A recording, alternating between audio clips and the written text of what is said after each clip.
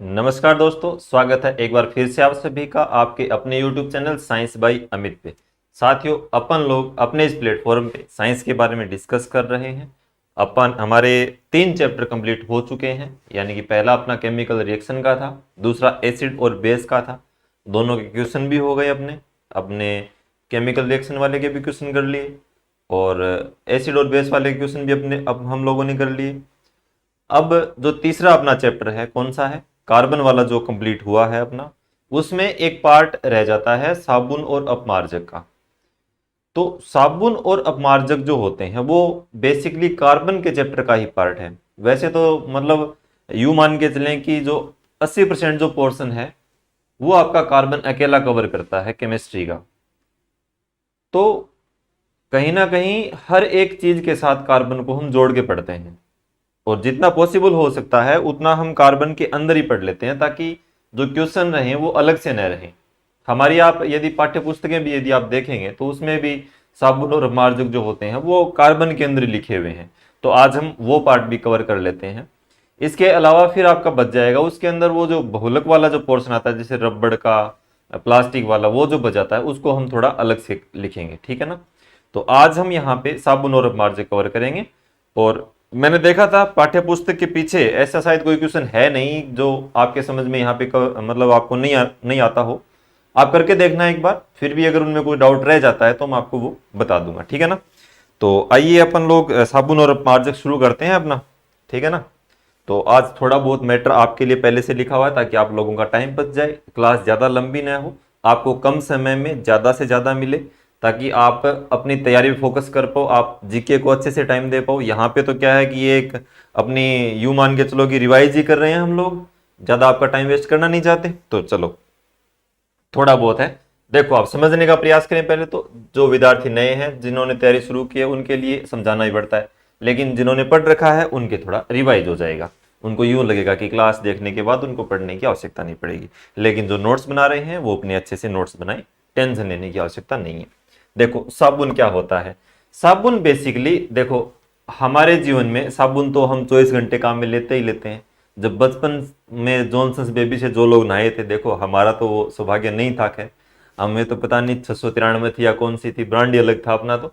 लेकिन फिर भी जो भी घर में उपलब्ध था वो, आजकल जो है वो देखो जॉनसन्स बेबी पाउडर वगैरह वो सारे आते हैं, उस टाइम तो कुछ था नहीं।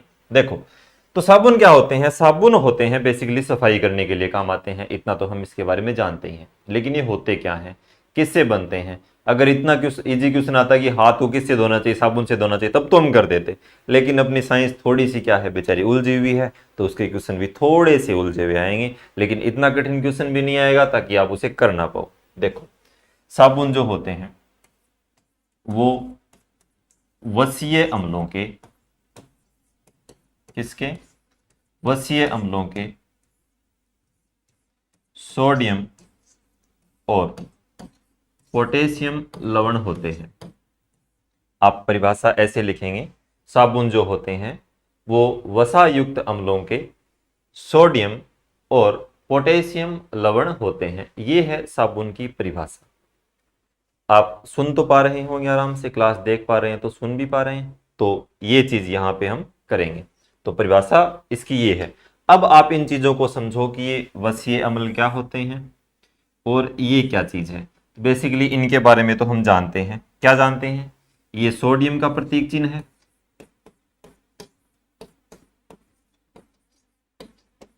और ये आपका किसका प्रतीक चिन्ह है, तो आप बताएंगे कि ये तो पोटेशियम का प्रतीक चिन्ह है। कई बार जनरली छोटे लेवल का जो एग्जाम होता है उसमें ये क्वेश्चन भी आ जाता है कि सोडियम का प्रतीक चिन्ह बताओ। तो जिनका नहीं पढ़ा हुआ होता तो वो उसको ऑप्शन में एसओ दे देगा, तो एसओ यानी कि सोडियम नहीं। क्या होता है, ये जो प्रतीक प्रणाली है ये वैज्ञानिक महोदय बर्जीलियस की दी हुई है। तो उन्होंने क्या किया कि ये सोडियम का जो लेटिन नाम था, ये लेटिन नाम के आधार पर दी हुई होती है। तो इसका जो लेटिन नाम है वो क्या है आपका, नेट्रियम है। इसका लेटिन नाम क्या है, नेट्रियम है। और पोटेशियम का लेटिन नाम क्या है, तो इसका लेटिन नाम है केलियम।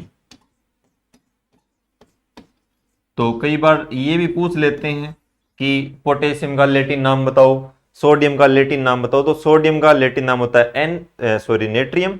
उस आधार पे इसका प्रतीक चिन्ह बन गया Na। पोटेशियम का लैटिन नाम होता है कैलियम। इस आधार पे इसका प्रतीक चिन्ह बन गया के। ये जनरली छोटी सी बात है, हम सबको आती है, नहीं आती है तो कोई बात नहीं, आज आने लग गई होगी आपको। अब यहां पे समस्या है, ये वसीय अम्ल क्या होते हैं? साधारण भाषा में यदि मैं आपको बताऊं, यदि मैं आपको विज्ञान की भाषा में न उलझाऊं, तो अपने जो तेल होते हैं, जो ऑयल होते हैं, जितने भी ऑयल होते हैं, चाहे वो मूंगफली का तेल हो, चाहे वो जैतून का तेल हो, चाहे वो सरसों का तेल हो, चाहे वो सोयाबीन का तेल हो, किसी भी प्रकार का आपका जो तेल है वो आपका वसायुक्त अम्लों के अंदर आता है। जिसके अंदर फैट होती है वो क्या होगा? आपका वसीय अम्ल होगा।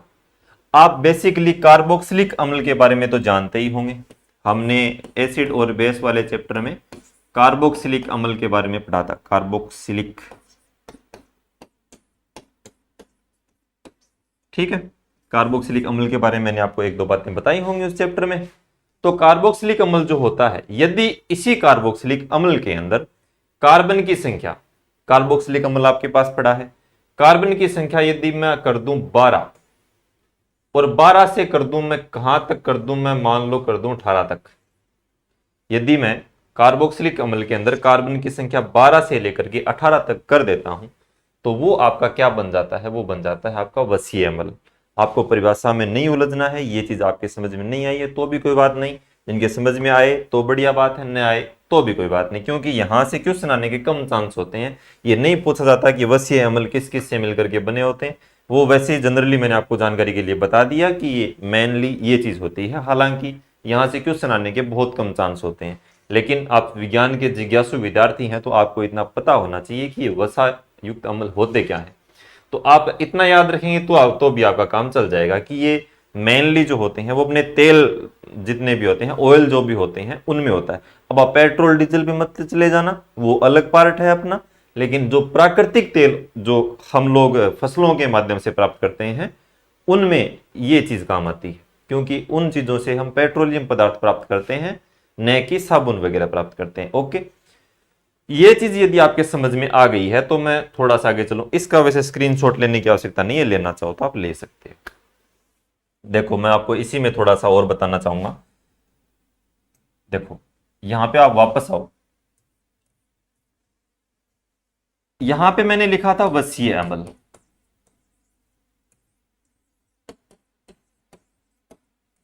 ठीक है,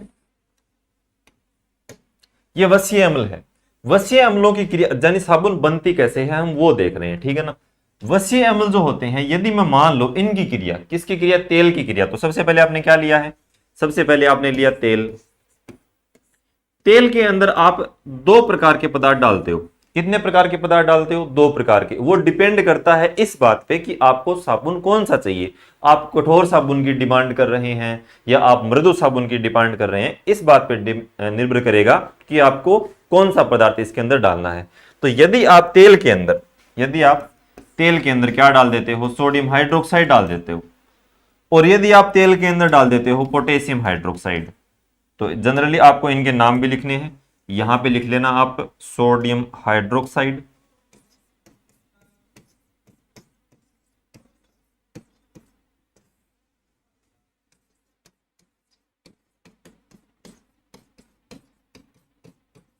आपको पता भी है, और इसका साधारण नाम भी आपको पता है, कास्टिक सोडा होता है इसका साधारण नाम।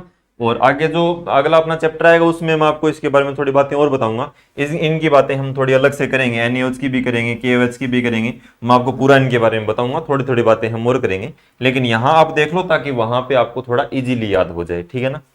KOH जो होता है इसका नाम होता है पोटेशियम हाइड्रोक्साइड। तो K का तो पोटेशियम हो ही जाएगा, मैं शॉर्ट में लिख दूं, और इसका हो जाएगा हाइड्रोक्साइड, ये सेम ही है, ठीक है ना। अब देखो ये है आपका KOH, ये है आपका NaOH। इन दोनों की क्रिया, किन किन की क्रिया? तेल की क्रिया यदि आप NaOH के साथ करवाते हो तब कौन सा साबुन बनता है? तब जो आपका साबुन बनेगा वो बनेगा आपका कठोर साबुन। कैसा साबुन बनेगा? कठोर साबुन बनेगा। और यदि आप तेल की क्रिया KOH के साथ करवा रहे हो तब आपका जो साबुन बनेगा वो बनेगा मृदु साबुन, जिन्हें आप जनरली ये बोल देते हैं कि ये तो कपड़े धोने वाला साबुन है। क्या है ये है आपका कपड़े धोने वाला। और ये आपका बाथिंग बार यानी कि जो नहाने का साबुन है वो है। ग्रेडिंग के माध्यम से इनको ये तय करते हैं कि कौन सा नहाने का बनेगा और कौन सा कपड़े धोने का बनेगा, दोनों अलग अलग प्रकार से। लेकिन आप इतना याद रखो कि तेल की क्रिया यदि आप NaOH के साथ करवाते हो तब तो बनता है आपका कठोर साबुन, यदि आप तेल की क्रिया KOH के साथ कराते हो तब बनता है आपका मृदु साबुन। तो सीधा क्वेश्चन क्या पूछा जाएगा मैं आपको वो बता दूं, कठोर साबुन निर्माण में किसका उपयोग होता है? NaOH का। मृदु साबुन निर्माण में किसका उपयोग होता है? KOH का। दो ही क्वेश्चन यहां से बनेंगे, इसके अलावा तीसरा क्वेश्चन यहां से नहीं बनेगा। ओके, आगे चलते हैं। तो स्क्रीनशॉट ले लो भी, फिर बोलोगे टाइम नहीं दिया सर आपने। कुछ लोगों को स्क्रीनशॉट लेने की बड़ी जल्दी रहती है। हाँ, ये देखो, ये बहुत बढ़िया चीज है।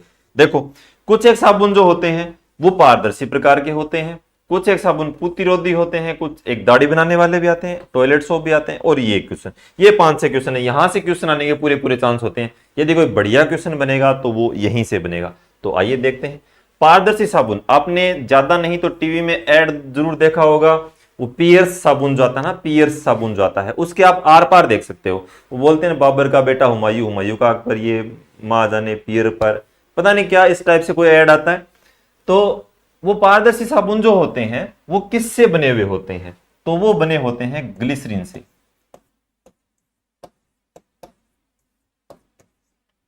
किससे बने होते हैं? ग्लिसरीन से बने होते हैं।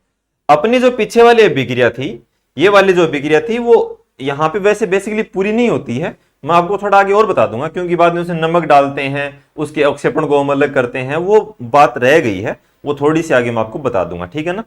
तो कहीं पे आपको ये लगे कि यार वो सर ने छोड़ दिया, वो छोड़ा नहीं है, बताऊंगा मैं भी आपको।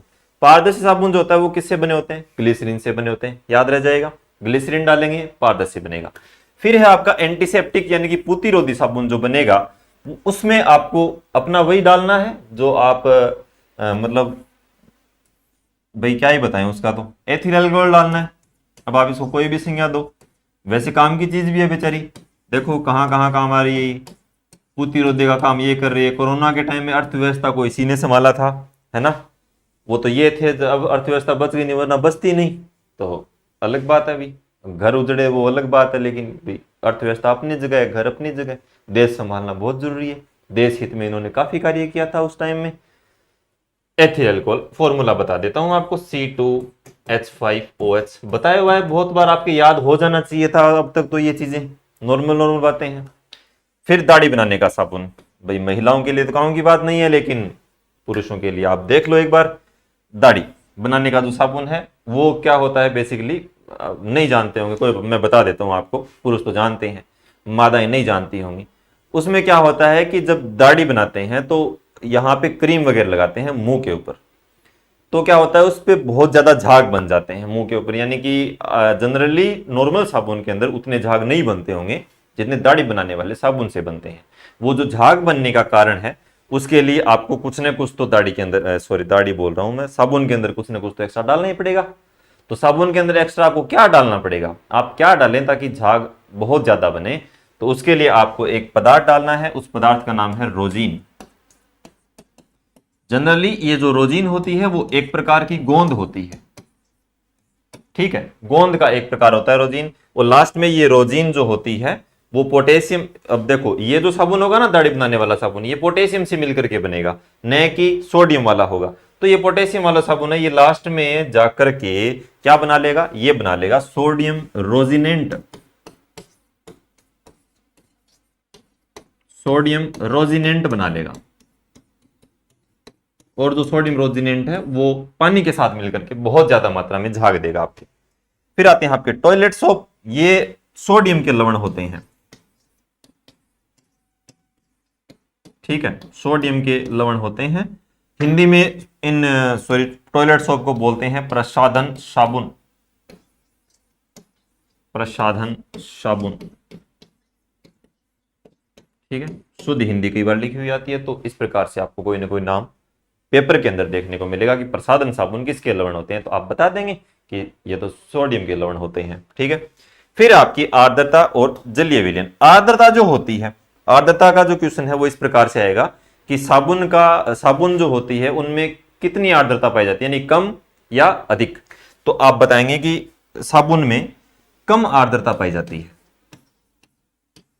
आर्द्रता कितनी पाई जाती है? आर्द्रता कम पाई जाती है। और जलीय विलयन की जो प्रकृति होती है वो होती है आपकी क्षारीय। किस प्रकार की प्रकृति होती है? क्षारीय प्रकृति होती है। क्यों होती है वो मैं आपको अभी बता देता हूं, क्यों होती है वाली तो। अच्छा यहां पे ये लिख रखा है क्या? चलो यहीं पे कहीं पे बता देता हूं मैं आपको।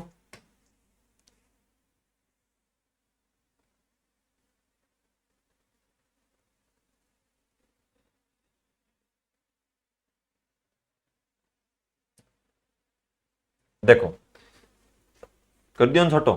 हाँ देखो, आर्द्रता जो होती है वो कम होती है और इसके जलीय विलयन की प्रकृति कैसी होती है? क्षारीय होती है। क्यों होती है वो सुनना, हम इसकी बात कर रहे थे कि क्यों होती है।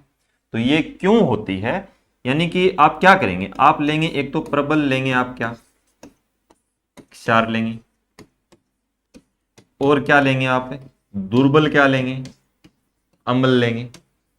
दुर्बल लेंगे आप अम्ल, और प्रबल क्या लेंगे? क्षार। तो दुर्बल अम्ल और प्रबल क्षार का विलयन जो होता है वो किस टाइप का होगा? आपने एसिड और बेस वाले चैप्टर को यदि ढंग से पढ़ा है तो ये चीज आपके समझ में आ गई। सर प्रबल क्षार है, दुर्बल अम्ल है, तो दुर्बल अम्ल इससे दुर्बल वाले से कैंसिल हो जाएगा, थोड़ा बहुत ही प्रबल वाला बच जाएगा।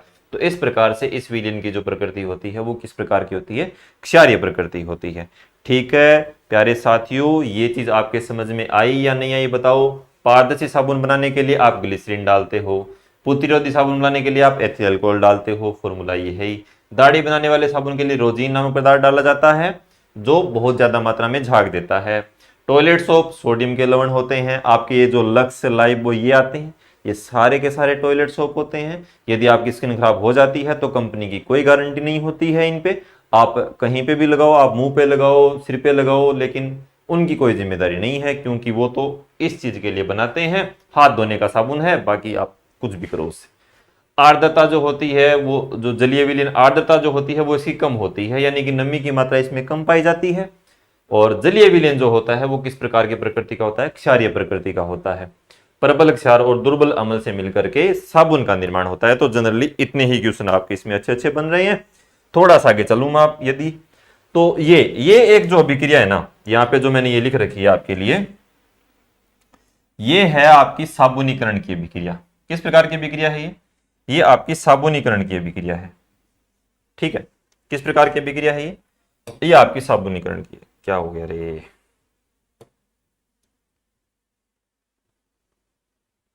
कट गया।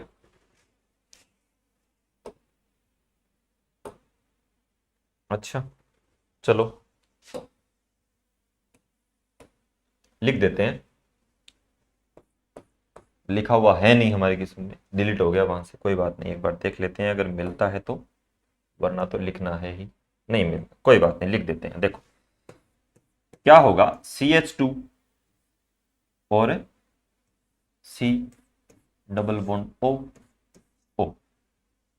फिर CH2 C double bond O, यहां पे लिखो CH2 C double bond O।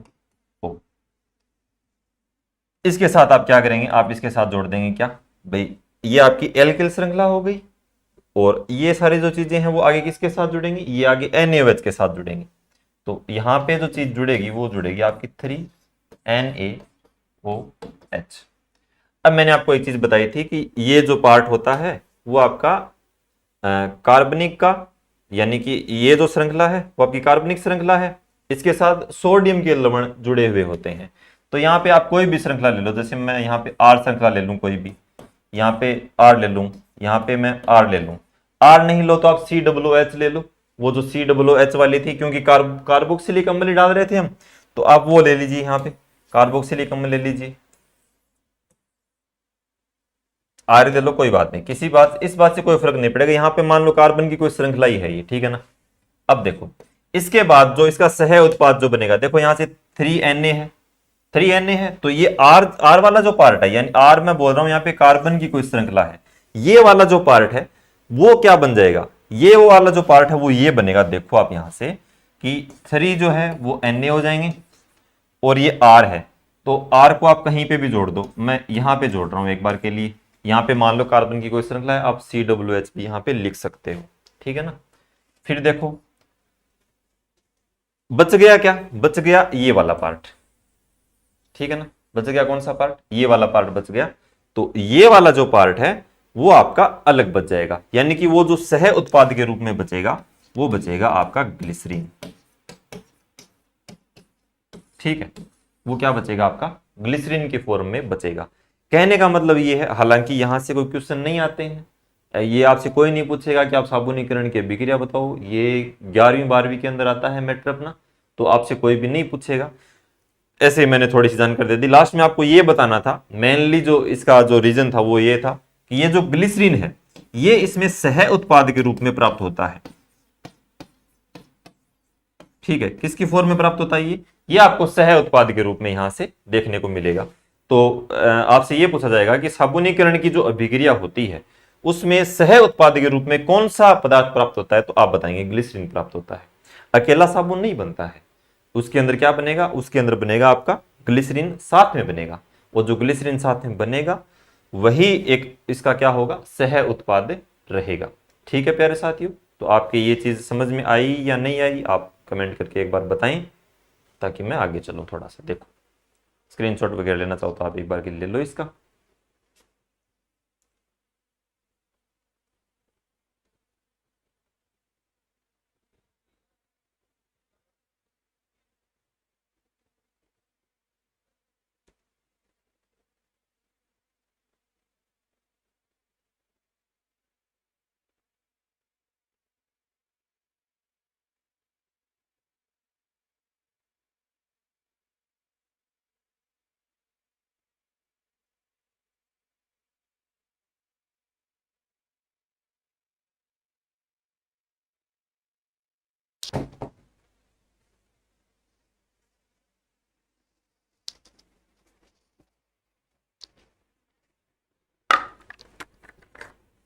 ले लिया होगा ना स्क्रीनशॉट इसका?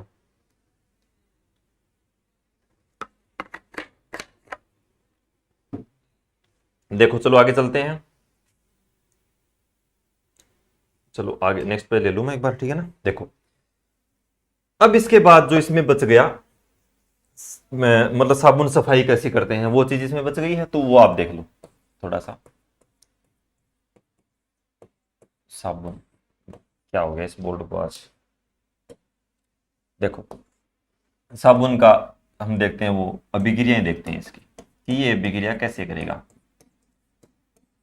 देखो मैं आपको एक चीज बता दूं, साबुन जो होता है उसका पूछूं मैं, यदि एक उदाहरण का यदि मैं आपसे फॉर्मूला पूछ लूं तो आप बता सकते हैं कि सर ये तो होता है C17 और H35 COO, ठीक है। और अगर दूसरा मैं आपसे पूछूं तो आप बता देंगे C15 H31 COO। अब मैं यहाँ पे क्यों लिख रहा हूं? ताकि आपको आगे मैं जो चीज बता रहा हूं वो आपके अच्छे से समझ में आ जाए, इसके लिए लिख रहा हूं। तो ये जो है ना, ये वाला जो है इसका एक नाम होता है, इसको बोलते हैं सोडियम। भाई सोडियम क्यों बोलेंगे? क्योंकि इसके अंदर सोडियम तो है ही है, सोडियम है, दिख रहा है ना आपको Na, ये है तो इसको बोलेंगे सोडियम। C17 है तो इसको बोलेंगे स्टीयरेट, ठीक है। तो ये तो हो गया सोडियम स्टीयरेट का फॉर्मूला। सोडियम स्टीयरेट क्या है? एक प्रकार का साबुन है। आपको रट्टा नहीं मारना है, मैं आपको बता दूंगा क्या चीज आपको याद करनी है, ये आपको जनरली समझाने के लिए है। क्योंकि आगे जो मैं आपको मिसेल वाली चीज बता रहा हूं, कपड़ा मतलब कैसे धुलेगा साबुन से, वो चीज मैं आपको जो बता रहा हूं उसके लिए थोड़ा सा काम आएगा। इसका फॉर्मूला जो ये जो फॉर्मूला तो मैंने लिख ही रखा है, इसका नाम होता है सोडियम। भाई सोडियम तो है ही है, इसके बिना तो कुछ होना ही नहीं है। इसको तो हम रखते हैं केरोसिन तेल में, क्योंकि ये पानी में तो आग लगा देता है। सोडियम हो गया 15 है तो आप बोलेंगे पामेट। याद रखने का तरीका भी मैं आपको बता देता हूं। ये देखो C17 17 दूनी 34 और 1 35, COO तो कॉमन है ही। C15 15 दूनी 30 और 1 31, COO तो कॉमन है ही। यहाँ पे 15 है तो पैमानी 15 पैमानी पामेट, सैमानी 17 और सैमानी 17, ठीक है। यानी स्टीयरेट 17, पामेट 15, 15 दूनी 30 और 1 31, 17 दूनी 34 और 1 35। यानी कि इस टाइप से आप कैसे भी इसको याद रख सकते हैं। अगर पूछे कि सोडियम स्टीयरेट का फॉर्मूला क्या होता है, हालांकि नहीं पूछेगा, जहां तक मेरा इरादा है, जहां तक मैं जानता हूं पीछे के पेपर के बारे में, आज तक वैसे आया नहीं है, लेकिन क्या पता अपनी किस्मत में हो तो हम रिस्क नहीं लेते हैं, हम पढ़ लेते हैं, क्योंकि अपने को पता तो है ही, तो थोड़ा सा एक बार देख लेना, आपकी याद रह जाएगा। और ज्यादा नहीं तो आपके इस बात से जरूर याद रह जाएगा, ये षष्ठीय रेट है तो यहाँ पे 17 है, पामेट है तो 15 है, तो नॉर्मल अगर इतना भी याद रहे तो अच्छी बात है। तो ये दो फॉर्मूले होते हैं साबुन के, कहाँ काम आते हैं सुनो। देखो मैं एक बार के लिए 17 वाला काम में ले लो, चाहे आप 15 वाला काम में ले लो, क्योंकि वसायुक्त अम्लों की जो श्रृंखला थी वो या तो 12 थी या 12 से ज्यादा थी, यहां तक था। हमने 15 और 17 वाले दो देख लिए, अब उसमें से आप कोई एक उदाहरण देख लो। मैं 15 वाला ले रहा हूं, ठीक है ना। अब 15 वाला ले रहा हूं तो मैं यहां पे एक बार के लिए फॉर्मूला वापस रिपीट कर देता हूं कि C कितना है, 15 है, H कितना है तो आप बताएंगे कि 31 है, और फिर क्या है COO और Na, यही तो था। भाई यही तो था C15H31 COONA, और यही तो है C15H31 COONA। अब देखो मैं इसको कैसे लिख सकता हूं, आप देखना, सुनना थोड़ा सा, आपको बहुत अच्छा समझ में आएगा, और एक बार अगर समझ में आ गया तो आप भूलोगे नहीं कभी भी। देखो 15 है तो देखो 1 कार्बन, 2 कार्बन, 3 4 5 6 7 8 9 10 11 12 13 14 15। अब मैं उस वाले को मिटा दूं क्योंकि ये चीज आपको पता है ही, ये मिटा दिया मैंने। अब मैंने ये क्यों लिखा है, ये इसलिए लिखा है प्यारे साथियों, देखो 1 कार्बन 2 कार्बन, गिन लो आप, पूरे 15 होंगे, 3 4 5 6, गिनते जाओ, ये 7 हो गए, ये 8 हो गए, ये 9 हो गए, ये 10 हो गए, 11 12 13 और ये 14 और ये 15, पूरे 15 है क्या? ठीक है, पूरे 15 है। बहुत अच्छी लग रही है, एकदम बिल्कुल रेलगाड़ी की तरह उबड़ खाबड़ पटरियां हैं। देखो ये जो 15 है, अब इस प्रकार से हम इसको ऐसे लिख सकते हैं, क्योंकि मैंने कार्बन के चैप्टर में आपको बताया था, पीछे के कक्षाएं यदि आपने ध्यान से देखी तो मैंने आपको बताया था कि कार्बन के अंदर श्रृंखलन का गुण पाया जाता है। कार्बन लंबी श्रृंखला बनाने में बहुत ज्यादा सक्षम होता है, स्पेशली हाइड्रोजन के साथ इसकी बहुत ज्यादा बनती है। तो ये हाइड्रोजन के साथ तो इसकी जो श्रृंखला बनती है बहुत ज्यादा लंबी बन जाती है, तो इसमें श्रृंखलन का गुण इसमें पाया जाता है, तो इस प्रकार की इसकी संरचना बन सकती है। आगे जो अपना इसके अंदर पार्ट हमने जोड़ रखा था तो वो क्या था, CO, तो आप इसको ऐसे लिख लो ना, CO और O और Na, थोड़ा खोल के लिख लो, थोड़ा अच्छा लगेगा अपने को। देखो अब देखो प्यारे साथियों, दो चीजें होती हैं साबुन के अंदर, कितनी चीजें होती हैं, दो चीजें होती हैं। यहां से देखो प्यारे साथियों, साबुन की लव स्टोरी स्टार्ट होती है, और ध्यान देना कैसे, मतलब इसकी जो लव स्टोरी है वो लास्ट तक पहुंचती है, थोड़ा ध्यान देना। साबुन के अंदर दो प्रकार के पार्ट होते हैं, एक तो होता है प्यारे साथियों इसका जल विरोधी भाग, या फिर मैं यूं कहूं कि इसका एक पार्ट होता है प्यारे साथियों कार्बनिक पार्ट, और एक पार्ट होता है इसका आयनिक पार्ट। आप देख सकते हैं मैंने दोनों पार्ट आपके सामने लिख रखे हैं, ये वाला जो है वो इसका कार्बनिक पार्ट है, और ये वाला जो है वो इसका आयनिक पार्ट है। दोनों चीजें आपके सामने हैं, आपकी नजरों के सामने, जिगर के पास है। देखो अब हम क्या डिस्कस कर रहे हैं, हम साबुन की लव स्टोरी के बारे में डिस्कस कर रहे हैं। देखो कार्बनिक पार्ट होता है, वो होता है इसका, कौन सा पार्ट होता है, वो इसका होता है प्यारे साथियों जल विरोधी। बहुत ही प्यार से समझना आप इसको, लव स्टोरी है तो आप इसको इंटरेस्ट लेके समझें। आयनिक पार्ट होता है, वो होता है इसका क्या, वो होता है इसका जल, भाई ये वाला विरोधी है तो ये बेचारा स्नेही है, ये पानी से बहुत प्यार करता है। देखो क्या हुआ, सुनना, कार्बन जो था वो इस जल से बहुत ज्यादा, मतलब इसको लगा भी नहीं रहा कभी भी, ये जल से बहुत नफरत करता था, और ये आयन जो थे वो बेचारे जल से क्या करते थे, बहुत प्यार करते थे। अब जल जो है वो इधर तो विरोध की भावना ले झेल रहा है, इधर स्नेह की भावना झेल रहा है।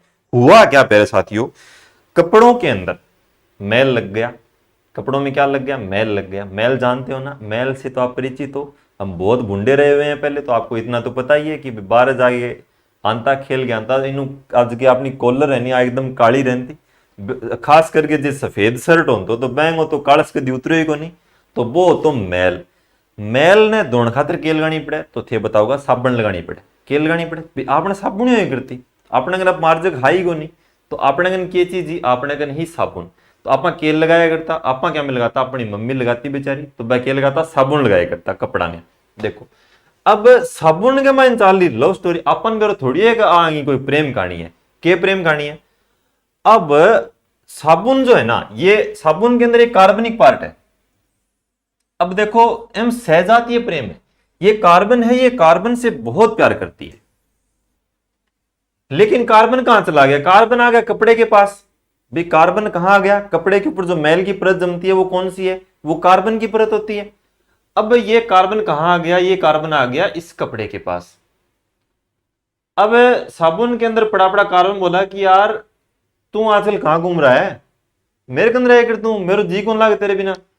ओ बोले देख कोई तरीको को नहीं, कपड़ों मन छोड़े को नहीं, ओ कपड़ों की मैंने छोड़े को नहीं। बोलते कोई उपाय, बोले देख जे तू पानी के सागे थोड़ी बहुत सेंध गाल ली और मेरे कन आ जा तो अठू थोड़ी सेटिंग बैठ सके। तो बोले अच्छा यहाँ साबुन गई किसके पास, साबुन गई पानी के पास कि भाई मैं हालांकि तेरा विरोध करती हूं लेकिन मैंने भी थोड़ा थोड़ा तुम्हारे नाम मैंने अच्छा लगने लगे तो तेरो के विचार है। पानी तैयारी बैठो, पानी बोले रे बहुत दिन हो गया तेरे तो आगो इंतजार ही हो मैंने। तो पानी के बोलो, पानी और साबुन को कौन सा पार्ट है, कार्बनिक पार्ट, दोनों मिल गया आपस का मन मतलब बढ़िया तरीकों जाग बना लिया, कपड़े के ऊपर जाके लाग गया, कपड़े पर जाके लाग गया। तो भाई कार्बन ने तो बाई करनी दो, भाई दोखो तो लास्ट में देना ही हो। तो कार्बन के करो, कार्बन आपको एंग सागे सेंध गाल ली, बोले मैं आ गई हूं चिंता करने की जरूरत को नहीं, मैं पानी सागे मिल गया आ गई हूं तेरे कन। अब अण के करो, अण इतना पार्ट ना आपके चेप लियो, इतने पार्ट ना आपके चेप लियो। पानी बोलो आ गया करी मैं तेने बुढ़ा चपड़ा के ले बावली मसा तू जानती रही। तो बोले देख आपने यार इतना ही दिन की अब आपा तेरे सागर ने आपने लेना एक देना दो, आपा ने अपने कार्बन का नानो आपा गया आए। तो इसका जो कार्बनिक पार्ट है वो इसके साथ जुड़ जाता है और ये जल बेचारा मुंह फूंकसा करके देखता रह जाता है। अब ये जल गया किसके पास, इस आयनिक वाले पार्ट के पास गया कि भाई देख जो होगी गलती सलती माफ कर, तू मेरे बहुत स्नेह करियो, अब मैं बीच में गिल्लो भटक गयो, मैं ही साबुन की बात में आ गई, मेरी गलती कौन देख। भाई देखो प्यार में क्या होता है गलतियां माफ हो जाती हैं। तो ये जो जल स्नेह है इसने आई नहीं कहा चलो छोड़ो कोई बात नहीं हो गया सो हो गया, अब बदला चाहिए, क्या चाहिए। अरे बोले कोई बात को नहीं होगी होगी, बोल ना बदलो तो लेंगा, बदल लेंगा तो बोले यहां कर ये पानी जो है वो किस पार्ट के साथ मिल जाएगा, इस वाले पार्ट के साथ मिल जाएगा, यानी कि ये नेगेटिव चार्ज है, ये आयन धातु है तो पॉजिटिव चार्ज आ जाएगा, इस वाले के साथ मिल जाएगा। बोलो चलो दोनों की यहां से क्या करते हैं छुट्टी करते हैं और कपड़े पे अकेले ही राज करेंगे। तो इस वाले पार्ट की, इस वाले पार्ट की क्या हो जाती है छुट्टी हो जाती है, यानी कि कपड़ा क्या हो गया साफ हो गया, कार्बन चला गया तो कपड़े का मैल जड़ गया, बचा क्या पीछे बच गया आयन बच गए और क्या बच गया आपका पानी बच गया। कपड़ो एकदम थारो सह चनन हो गया, एकदम काचो कट गया। क्यों, क्योंकि अब उसके पास खाली क्या है जल है। कहने का मतलब शॉर्ट एंड स्वीट शब्दों में यदि मैं आपको बताऊं तो कार्बनिक पार्ट होता है वो जल विरोधी होता है, जल विरोधी होता है तो वो किसी न किसी से स्नेह तो करेगा ही करेगा। किससे करेगा, जो आपका मैल लगा हुआ है, यानी कि ये जो वाला जो पार्ट है वो आपका कार्बनिक पार्ट है तो ये आपका क्या होता है जल विरोधी होता है। लेकिन कार्बन से क्या करेगा ये स्नेह करेगा क्योंकि एक ही प्रकार के हैं। ये आयनिक वाला जो पार्ट है वो क्या होता है जल स्नेही होता है तो ये क्या करेगा ये पानी के साथ मिल जाएगा, पानी के साथ मिल करके मैल को ये हटा देंगे। किस प्रकार से हटाएंगे, जैसे मान लो यहाँ पे कोई तेल की बूंद लगी हुई होती है आपकी, इसके ऊपर आपने एक बार साबुन रगड़ते गए रगड़ते गए रगड़ते गए रगड़ते गए, बहुत सारी साबुन रगड़ दी, यानी कितनी साबुन रगड़ेंगे आप, सीएमसी क्रांतिक मिसेल सांद्रता, क्रिटिकल मिसेल कंसंट्रेशन इसका फुल फॉर्म होता है, यानी कि साबुन की वह मात्रा जो कपड़े का मैल हटाने के लिए आवश्यक होती है सीएमसी कहलाती है, क्रांतिक मिसेल सांद्रता कहलाती है। और एक ताप होता है, ताप भी पूछ लिया जाता है कई बार, क्राफ्ट ताप यदि मान लो पूछ ले क्राफ्ट ताप क्या चीज होता है, तो वह ताप जिसके ऊपर सीएमसी बनती है, वह ताप जिसके ऊपर सीएमसी बन जाती है। सीएमसी क्या होती है, यानी कि कोई आपके पास कपड़ा है, उसके ऊपर आपने साबुन रगड़ी है, तो साबुन कितनी मात्रा में रगड़नी चाहिए मैल को हटाने के लिए, तेल के दाग को हटाने के लिए, वो क्या होती है, उसकी सीएमसी होती है। और सीएमसी कब काम करेगी, जब आप उसको क्या देंगे, आप उसको क्राफ्ट ताप देंगे। बहुत थोड़ा डीप हो गया है ये, मेरे को पता है, थोड़ी क्लास भी अपनी लेंथी होती जा रही है, लेकिन आप इन चीजों को समझेंगे तो आपको, मतलब यदि आप थोड़ा सा भी डीप चले जाएंगे तो आपसे छोटी चीजें तो आराम से कवर हो ही जाएंगी। मैं आपको वो नहीं है कि मैं आपको कोई गुमराह करने की कोशिश कर रहा हूं, आप घबराएं नहीं बिल्कुल भी। मैं आपको बता रहा हूं कि जो क्वेश्चन है वो तो हम आपको बता ही रहा हूं कि यहां से क्वेश्चन आने के पूरे चांस होते हैं, लेकिन थोड़ा सा यदि हम इसके बारे में जान लेंगे तो हमें बहुत अच्छी चीजें समझ में आएंगी। और ये सारा जो मैटर है वो आपको सिर्फ और सिर्फ इजी लैंग्वेज में समझाने के लिए है। विज्ञान को इजी बना के बताना मेरा मतलब परम कर्तव्य है, मैं समझता हूं, और जितनी मुझे समझ है मैं आपको सौंप रहा हूं, ताकि आपके थोड़ा सा अच्छा समझ में आ जाए। जितनी मुझे आती है वो मैं आपको बता रहा हूं। तो देखो, साबुन का ये वाला जो इसी को बोलते हैं, आपने एक नाम सुना होगा मिशेल, वो यही लफड़ा है, वो मिशेल वाला। मिशेल ओबामा वाली नहीं है, ये मिशेल अपनी साबुन की है, ठीक है ना। तो हालांकि इसमें से कोई ज्यादा क्वेश्चन आने के चांस है नहीं, मेरे को लगता नहीं है कि कोई इतना डीप जाके पूछेगा, लेकिन ये पूछ सकता है कि ये जो कार्बनिक पार्ट है क्या होता है, जल विरोधी होता है, आयनिक पार्ट क्या होता है, जल स्नेही होता है। तो इन दो के बारे में बेसिकली थोड़ा सा याद रखें, ठीक है। तो अपनी जो ये जो साबुन वाली जो क्लास है वो मैं यहीं पे मतलब एंड करता हूं। कल अपन लोग अपमार्जक के बारे में पढ़ लेंगे और थोड़ा एक्स्ट्रा मेट्रोर पढ़ लेंगे। कोई क्वेश्चन आपका हुआ, आपके मन में कोई डाउट रह जाता है, तो वो सारी चीजें हम कल की क्लास में कवर कर लेंगे। ये क्लास थोड़ी लंबी हो जाएगी, इससे अच्छा है कि आप छोटे छोटे टुकड़ों में देखेंगे और आराम से अपना सिलेबस हम कवर यहाँ पे कर लेंगे। आपको घबराने की बिल्कुल भी आवश्यकता नहीं है। और एक छोटी सी जानकारी मैं आपको दे दूं कि आप टेलीग्राम चैनल भी ज्वाइन कर लें, वहां पे भी क्वेश्चन मैं डालता हूं, कभी विज्ञान के, कुछ एक टीचर और भी हैं वहां पे, वो जीके के क्वेश्चन डालते हैं, ठीक है ना। तो आप उससे भी जुड़े, आपको बहुत बेनिफिट मिलेगा। आप यदि पूछना चाहें कि टेलीग्राम चैनल किस नाम से है, तो वैसे तो आपको वीडियो की डिस्क्रिप्शन में आपको लिंक मिल जाएगा, लेकिन नहीं मिलता है तो साइंस बाई अमित सर के नाम से ही अपना टेलीग्राम चैनल है। और मैथ्स की क्लास यदि आप देखना चाहें तो आप अपनी जो स्क्रीन पे पट्टी चल रही है, DK education by Dinesh Kaswa mobile application से जुड़ सकते हैं। वहां पे आपको गणित की एकदम निःशुल्क टेस्ट सीरीज मिलती है। आपको 40 टेस्ट यानी कि 20 टेस्ट तो आपको लेवल 2 के और 20 टेस्ट आपको लेवल 1 के बिल्कुल फ्री में दिए जा रहे हैं।